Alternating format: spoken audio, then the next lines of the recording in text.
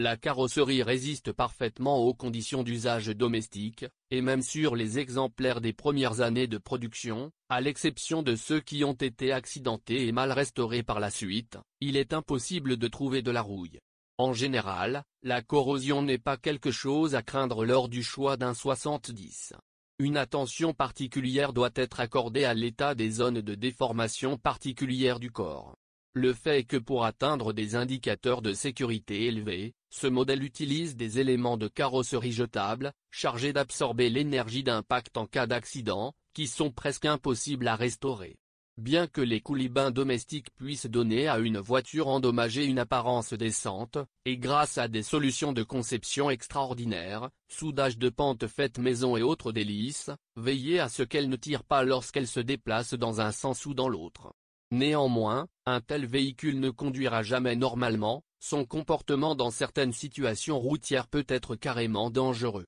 Par conséquent, afin de ne pas acheter un tel produit fait maison, vous devez faire très attention à l'inspection de la carrosserie pour détecter tout dommage, et il est préférable de le faire avec un spécialiste qui connaît les caractéristiques du modèle. La conception de la carrosserie présente un avantage indéniable, en cas d'accident, la plupart des éléments de carrosserie se replieront en accordéon, et le volume de l'habitacle, et donc la santé des passagers, sera préservé au maximum. Et encore un point lié à la sécurité, les ceintures sont équipées d'un capteur qui surveille leur bouclage, et si la ceinture du conducteur n'est pas bouclée, un bip spécial sera un rappel très désagréable de cette circonstance, et si les passagers négligent leur ceinture, alors le pictogramme correspondant l'indiquera. Cela sera signalé par un feu rouge clignotant. Tout cela a été fait pour la raison suivante, le fonctionnement des airbags est conçu pour que les passagers soient attachés. La cabine est très ergonomique et vraiment confortable pour les 5 passagers, et l'excellent système de chauffage et de ventilation ne fait qu'ajouter au confort. Presque toutes les voitures sont équipées de nombreux accessoires électriques, ainsi que de la climatisation ou de la climatisation. La seule chose que certains conducteurs qui ne sont pas familiers avec les voitures scandinaves n'aiment pas au début, c'est qu'il y a trop de boutons différents pour contrôler certains systèmes, qui ne sont pas si faciles à comprendre. La fiabilité du remplissage intérieur est à un niveau décent. Les seuls problèmes enregistrés ont peut-être été des dysfonctionnements dans le fonctionnement des sièges chauffants et des cas isolés de blocage des commutateurs d'allumage. De plus, les vitres électriques peuvent tomber en panne en hiver. La berline et le break disposent d'un coffre assez spacieux. Ce dernier dispose d'ailleurs de divers filets dans le coffre à bagages pour sécuriser le chargement. Et même parmi les hangars, il existe des spécimens avec 2 sièges supplémentaires. Le 70e break a été produit en grande quantité et n'est donc pas plus difficile à acheter qu'une berline. Un certain nombre de représentants de cette série sont équipés d'une transmission intégrale. Il s'agit des modèles V70A, S70A et de la modification tout-terrain V70XC Cross Country, qui comprend une suspension différente, une garde au sol augmentée à 250 mm et un kit carrosserie en plastique. Un différentiel autobloquant est utilisé sur l'essieu arrière et le système anti-patinage track est utilisé à l'avant. Il est également installé sur les versions simples à traction avant équipées de moteurs dont la puissance dépasse 160 chevaux. Le système track a la possibilité de s'éteindre manuellement, une clé spéciale est prévue à cet effet. La plupart des modifications à transmission intégrale étaient équipées d'un moteur de 2,5 litres développant 193 chevaux avec une turbine basse pression.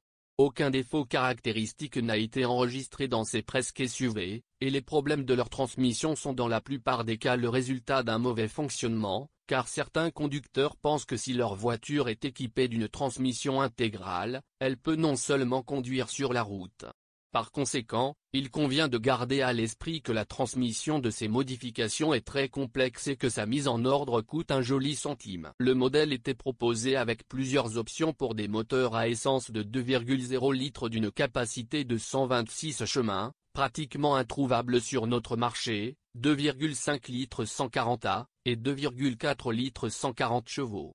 De plus, des modifications avec turbocompresseur ont été produites, 2,0 litres 163 A, 2,4 litres 193 chevaux, et une version chargée du T5, équipée d'un moteur de 2,3 litres 240 chevaux. Et il y avait aussi une version haut de gamme R avec un groupe motopropulseur de 2,4 litres, produisant 250 à 265 chevaux. Les versions R se distinguent par une couleur de carrosserie jaune ou or, à quelques exceptions près, un pare-choc avant différent avec aileron intégré, des roues de 17 pouces et une suspension plus rigide.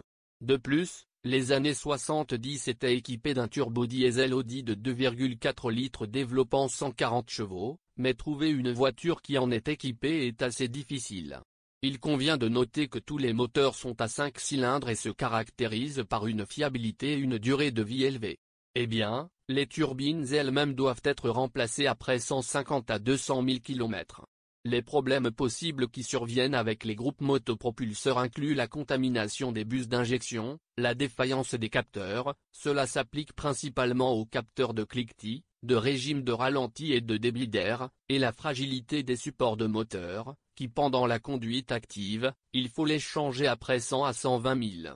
Et en 2002, l'entreprise a rappelé ses voitures en raison d'éventuels défauts du robinet du réservoir d'essence.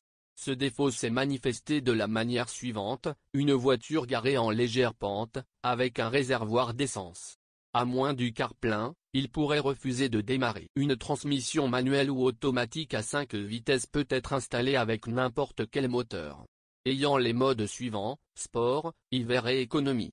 D'ailleurs, Volvo utilise depuis longtemps des transmissions automatiques japonaises sur ces modèles, qui sont considérés comme un modèle de fiabilité et, avec des vidanges d'huile régulières, prennent autant de soin que le moteur. La voiture utilise une suspension indépendante sur toutes les roues, avec une suspension arrière avec ce qu'on appelle l'effet de direction. Le kilométrage des éléments de suspension est généralement le même que celui de la plupart des voitures de classe affaires modernes. L'élément le plus à faible ressource sont les jambes de force de la barre anti-roulis, qui, dans nos conditions, doivent être changées tous les 50 000 km. Vers le 100 millième, la suspension nécessite un investissement important, le tour est joué dans les amortisseurs, les rotules de direction, les leviers avant et leurs cylindres-blocs, ainsi que les disques de frein. À l'arrière, généralement jusqu'à 150-180 000, tout, sauf les amortisseurs, reste d'origine. Si vous suivez les recommandations des experts, vous ne devriez pas économiser d'argent et installer des pièces détachées non d'origine, à l'exception des amortisseurs et des disques de frein. En fin de compte, les économies peuvent s'avérer très douteuses, car les modèles non originaux de haute qualité pour ce modèle sont extrêmement rarement produits. 70 se distingue par des caractéristiques de suspension réussies, qui, même sur nos routes, garantissent une conduite douce et en même temps une excellente maniabilité. En termes de coût d'exploitation, le modèle n'est pas plus cher que les fameux Allemands, mais il permet en quelque sorte de se démarquer, car Volvo est prestigieux et, pourrait-on dire, original. Mais il ne faut pas oublier qu'il s'agit d'une voiture moderne et complexe qui ne pardonne pas un entretien non qualifié ou intempestif, dont les conséquences peuvent être très désagréables.